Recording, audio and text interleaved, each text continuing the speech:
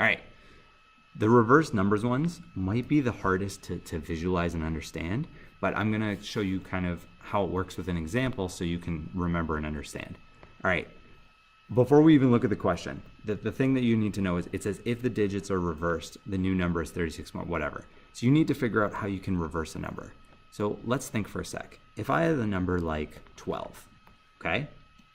Our variables are going to end up being the digits. So like x would equal 1 and y would equal 2. I need to figure out a way that I can turn those numbers into 12. Your initial thought might be like, oh, I'll do x plus y. That's going to equal 12. But it doesn't. Because if we think about it, that's like 1 plus 2 is equal to 3, which is not 12, so it didn't work. So we have to do something different. Think of it this way. In 12, right, that first digit, it's not 1, it's 1 times 10. And the second digit is just 2, like 2 times 1, whatever, like for the ones column. So let's think of it this way. We're going to do x plus y equals the 12, something like that, except we have to write 10x. Okay, if we do 10x plus y, that's going to give us, that's the ones column, the tens column, that's the ones column. If I wanted to reverse it, so I wanted to write it as 21, I would have to do this. I would have to multiply the y value times 10. So instead, that's going to be 10y plus x. So you just need to think that whichever one you want in the tens column just has to get multiplied by 10. So with that in mind, let's try and do a couple of these questions. That makes the complicated formula. The rest of the question is like a pretty straight up like numbers question. So let's read through it. The sum of the digits of a 2-digit number is 8. So let's think for a sec, find the original number. So we want to know what the number is, right? Like 12, like the example 12.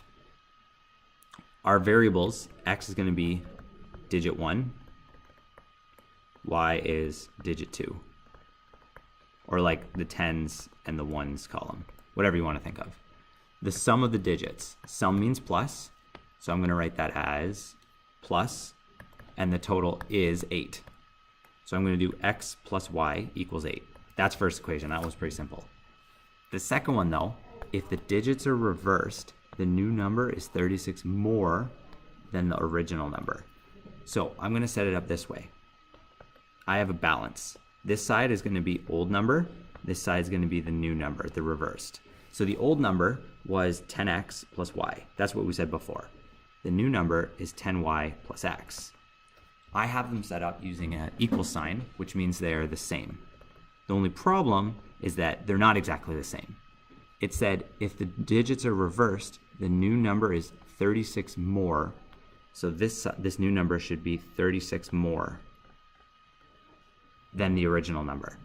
So I gotta think, if I have this and it's 36 bigger, I have to make them balanced. So I have two options. Either I can subtract 36 from this side, which would then make it equal to that side, or I can add 36 to this side to pump it up to make it the same as this side. You can pick whichever makes more sense to you. It doesn't make a difference. I like doing the 30, I like subtracting to make the big one small. It doesn't matter. So now that we have these set up, I have my two equations. Let's erase the little arrows, okay? So we had this one where we compared the two digits, and we had this one where we said the old number compared to the new number is 36 bigger. So we subtracted 36 to make them equal to each other. And now we have our two equations. Let's try another one. We'll do this one. We'll do it over here. So the sum of the digits is 10. Cool, that one's not that bad. X plus y equals 10. That's no problem.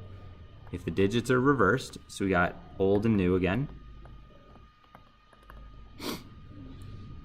The new number is 54 less. So actually, let's just compare. So we got 10x plus y, 10y plus x. That's comparing the old and the new.